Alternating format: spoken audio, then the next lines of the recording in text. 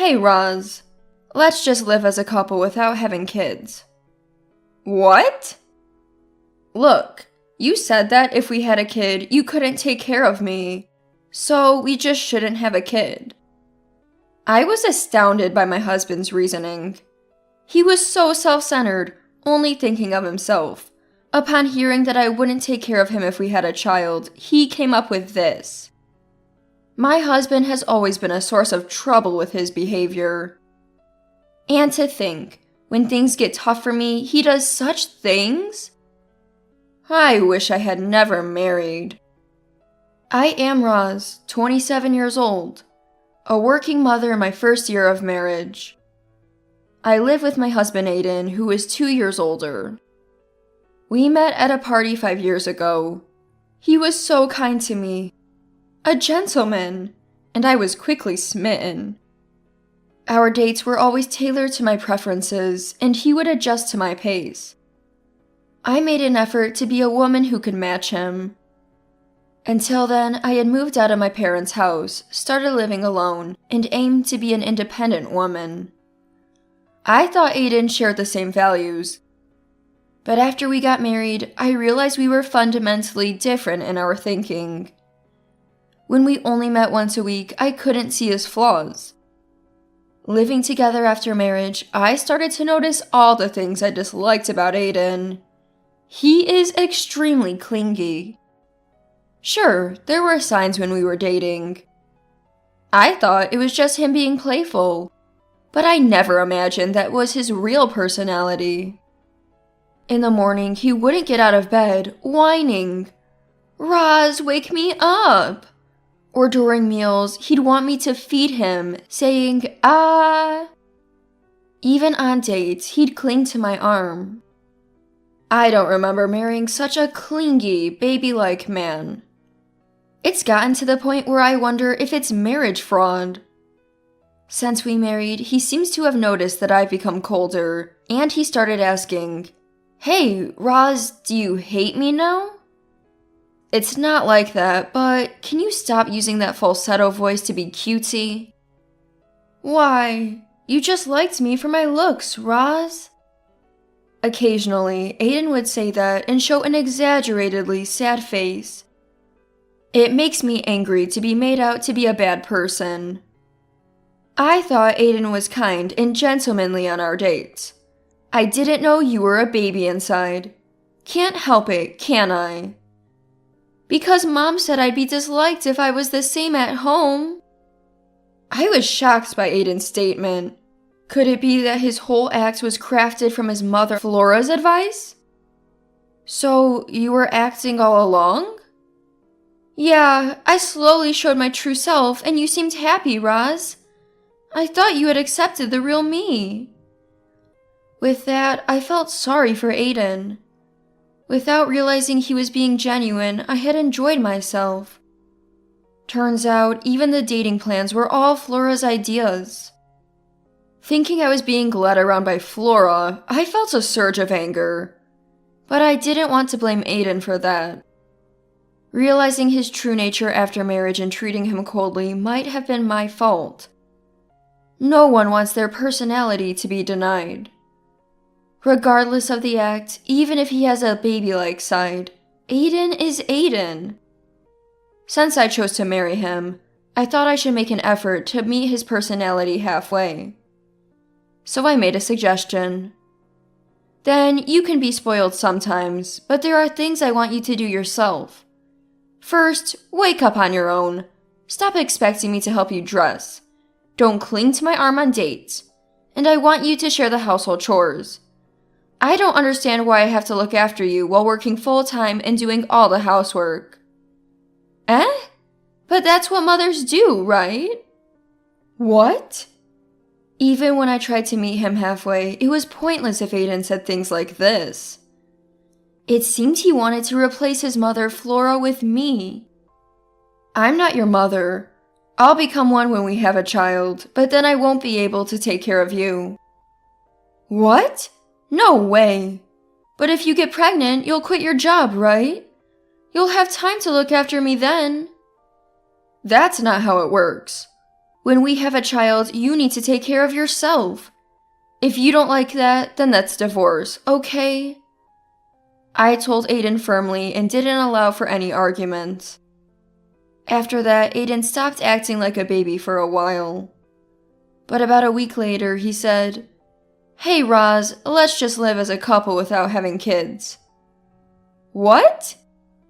You said you couldn't take care of me if we had a kid, right? So we just shouldn't have one. I've been thinking all this time about how Roz could take care of a child and me. But I was trapped in the fixed idea that you have to have kids when you're married. I do want kids, though. What? But I looked it up, and raising kids is hard. Even if it's hard, I think having your own child is a happy thing. No matter how difficult, I want to have kids. So? Aiden's eyes suddenly lit up. He didn't seem to be thinking of anything good. Even if it's hard, I don't want to take care of you while raising a child. When we have a child, you need to become a father, you know? Grow up, please. Aiden nodded with a face that didn't look convinced. Your father is a craftsman, right? Yes, he's always away and Mom felt lonely. Do you dislike your father? Yeah, I don't like him. He's always stern, and even though he's never home, he complains to Mom not to spoil me. We barely talked, just a bit at the wedding. I see. Then you should try even harder to be a father who can engage with his child. But my words didn't seem to reach Aiden. After that, I got a call from Flora. It looks like Aiden consulted her. You shouldn't say strange things to Aiden. Don't you feel sorry for him? I've always raised him carefully so he wouldn't be deprived of anything. Don't push your values on him. It's not like being kind to Aiden will reduce anything for you. I wanted to say that my private time would be reduced, but I held back. I didn't want to argue with Flora over something that was between me and Aiden. So I decided to ignore her and discussed our future married life with Aiden. However, Aiden seemed unwilling to change his current self, and he looked dissatisfied. Maybe it's over for us. The marriage I dreamed of. The gentlemanly and mature Aiden and me, working hard to match him, believing we could build a good home together. Was it wrong to have such ideals? One day, Aiden said with some difficulty, "I'm going on a trip with my friends for the next holiday. We're going to Hawaii for 3 days and 2 nights. I wanted some distance from Aiden, so it was perfect timing. I decided to go back to my parents' house and gather my thoughts during that time. Sounds good. Yeah, I'll spread my wings a bit. You should relax too, Roz. You can't rest with me around, right? That's not true. It's lonely being alone. I'm going back to my parents. After that, Aiden was busy preparing for his trip. Packing, buying what he needed, while I felt some discomfort and slight pain in my stomach, but went on as usual. But the day before Aiden left for his trip, I collapsed from severe abdominal pain. I was in agony and couldn't move. I couldn't do anything by myself. Maybe it was lucky that I collapsed while shopping. It was a hassle for the people around me, but I was quickly taken to the hospital. Fortunately, I didn't need surgery, but I had to be hospitalized for about a week. As soon as my parents arrived, they called Aiden for me, but it was hard to get through. They tried contacting his office, but it was past working hours and no connection was made. I also called several times and left messages, but got no response. During this time, my parents went to my house to pick up some stuff for me. Aiden finally called at 9 p.m. that day.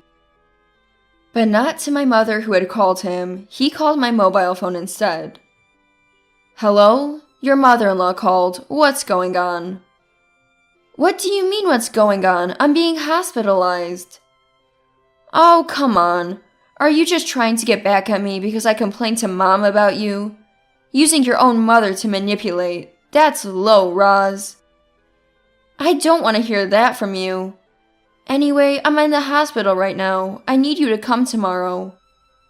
Are you testing me to see if I'll skip my trip and prioritize you? I won't fall for that. Well, rest up at your parents' place then. Wait, Aiden hung up without listening to me. Unbelievable.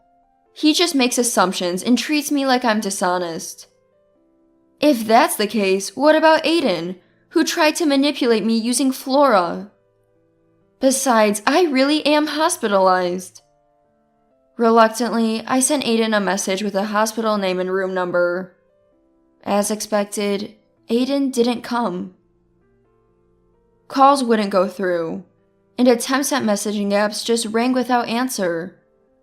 I can't believe he'd leave his hospitalized wife and go on a trip to Hawaii. I told my visiting parents about this. That's terrible, not believing you're in the hospital? But we don't know if he really went to Hawaii, right? Maybe you should ask his parents. I was hesitant to contact Flora. She would probably take Aiden's side, and I felt like I would be the one blamed. But I hadn't talked much to father-in-law, Glenn, and though I had his number, I wondered if I should call. Then my mom said, "Let me handle this," and dialed Glenn from my mobile phone. "Hello, this is Roz's mother. Roz is hospitalized, and we've been trying to contact Aiden, but he doesn't believe us. Moreover, we can't reach him at all today.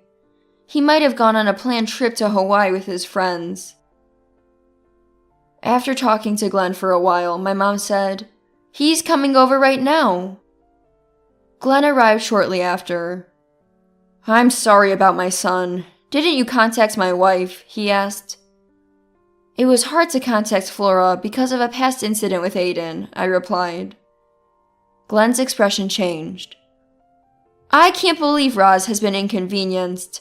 My wife and son have been terribly rude. You must be anxious about the sudden hospitalization." "No, my parents are here." "In times like these, my son should be the one by your side. When I get home, I'll give him a talking to and make sure he's straightened out," Glenn said with a wry smile. He was nothing like the stern figure Aiden had described, but rather courteous and considerate. It was clear it wasn't an act, unlike Aiden's behavior. The next day, apparently scolded by Glenn, Flora came in tears. "I spoiled Aiden too much. I'm sorry. I blamed Roz one-sidedly." "It's okay, as long as you understand." I forgave Flora and we reconciled. I hoped this would lead to a better relationship between Flora and me. 4 days after I was hospitalized, if Aiden had gone to Hawaii, it was the day he would return. Glenn, who had work even on holidays, took a leave to come to my room. He was waiting for any contact from Aiden to come straight to the hospital. Checking the airport flight information, we thought he'd probably arrive around noon, so we waited for that time. But no matter how many times Glenn tried, Aiden did not answer, and I also called several times. The phone would ring, so he must have landed, but there was no sign of him picking up. Then, a call came to my mobile phone from an unknown number, not registered in my contacts. I answered the phone apprehensively. "Hello? Who is this?" This is John, Aiden's boss." "Aiden has been in your care?" "Roz, Aiden has died in an accident." I felt as if time had stopped at those words. "What? What are you saying? An accident? Where?" Aiden and I, along with 2 others, were in Hawaii. On the way back, since we were headed the same direction, we took the train together. After we got off at the nearest station and were walking back, he was hit by a car. I dropped my mobile phone in shock. Glenn picked it up and handed it back to me. "Where is my husband now?" "He's at the XX General Hospital." That hospital was near where I was currently hospitalized. I quickly hung up, explained the situation to Glenn and the nurses, and after getting permission, headed to that hospital. On the way there, I thought maybe I should have been more accepting of Aiden's clingy behavior, or that we should have talked more. I didn't hate him from the bottom of my heart, even though I had started to dislike his true nature. There were plenty of chances to start over. But now, those chances are gone forever. As Glenn drove me to the hospital, I couldn't help but cry big tears. Glenn seemed to have contacted Flora immediately as well, and she was also worried. At the hospital reception, we asked, "Where is Aiden? He's in the mortuary, isn't he?" The staff at the counter looked surprised. "Aiden? Oh, he was brought in earlier, but he was only slightly injured and could go home now. You must have been so worried hearing about the accident. Don't worry, he's probably just waiting to settle the bill." The female staff gave us a kind, reassuring smile. At that moment, I realized the previous call had been a hoax. We went to the waiting area with faces filled with anger, looking for Aiden. There was Aiden, laughing carelessly with a man who appeared to be his boss, waiting to pay. Forgetting the pain in my belly, I went up to Aiden and said, "This is a joke, right? I'm divorcing you. Don't ever show your face to me again," and left the spot. Glenn followed, warning, "You two better be ready for what's coming." Perhaps from the walking or the shock, the pain in my stomach intensified. Once back in my room, lying down, Glenn apologized to me repeatedly. "I'm sorry, it's all my and my wife's fault for such foolish behavior. Glenn, please don't apologize anymore. Just please, let me get a divorce." "Of course, I'll make sure Aiden understands that." A while later, Aiden came to my hospital room. "Roz, you really were hospitalized?" "I sent you so many messages, and I told you on the phone. You never believed me until now." "I didn't think you'd be with Dad. When Dad called, I thought it was about you, so I checked the messages and came here." Glenn glared at Aiden with a frightening look. "What do you want now?" "To visit you." "And you think that makes what you did okay?" "What? Are you talking about what Manager John said? I asked him to do that. Since Roz lied about being hospitalized to stop me from going to Hawaii, I thought if that's the case, I'd tell a big lie too." Aiden, sweating profusely, glanced at me. All I could give him was a look of contempt. "What about the accident?" "It was true. When John was about to make that fake call to you, a car came crashing in out of nowhere. I freaked out and started crying. They took me to the hospital by ambulance, but I only had scrapes, no broken bones. They said the shock of the crash must have scared me." Your story was a lie, but my stomach pain is real. Seeing your face makes me feel sick. So could you please never appear before me again?" "Why? It's your fault for not accepting me as I am. I was just being myself. And yet, you tell me to grow up, to be a proper father if we had a child. I just wanted to be pampered forever." Then Glenn grabbed Aiden by the collar. "If that's the case, you should never have gotten married. Do you not feel any remorse for troubling Roz? You don't understand how we felt hearing you were dead. Someone like you is not my son. Get out now." After Glenn let go, a pale-faced Aiden fled the room, crying out for his mother, Flora. What a pathetic man. I was wrong to even consider accepting any part of that man's true self. Afterward, Aiden was lectured by the in-laws. It seems he even managed to anger Flora. Flora, who had never been angry with Aiden before, seemed to be very angry for the first time. Glenn had informed Flora of Aiden's death, so of course Flora arrived at the hospital after us. Like the rest of us, a female staff member informed us that his injuries were minor, but when Flora arrived, Aiden was already in my room. Understandably, Flora had called Aiden many times and searched for him. While I feel sympathy for the stress she's experienced, it's also Flora's responsibility for raising Aiden the way he is. Yet, as an adult, one should take responsibility for their actions. This also applies to Aiden's boss. After my discharge, I immediately contacted a lawyer and filed for divorce from Aiden. With the help of the in-laws, Aiden and I were officially divorced. Aiden ranted that if Roz had been more serious and conveyed her hospitalization, he would have understood, but Glenn silenced him with a shout. He remained pathetic until the end. Then I contacted Aiden's workplace through their consultation service to explain the situation. A senior manager took the call, and I explained everything to him. I don't mind him traveling with his boss, but telling a lie that someone died as harassment is not something to be taken lightly, especially as it came from a manager. Or is it part of your company culture to teach employees that such pranks are acceptable? The manager assured me they would take appropriate action. As a result, the manager was demoted to subsection chief and transferred to another department. Aiden was also demoted to a smaller branch. After the divorce, I returned to my parents' home. When I started living alone, I thought I had to be independent, so returning to the comfort of my parents' home felt reassuring. Without the need to be on guard, I could share household chores with my family and spend my free time on my hobbies. No longer being manipulated by Aiden's selfishness made me happy. One day, I might consider getting married again.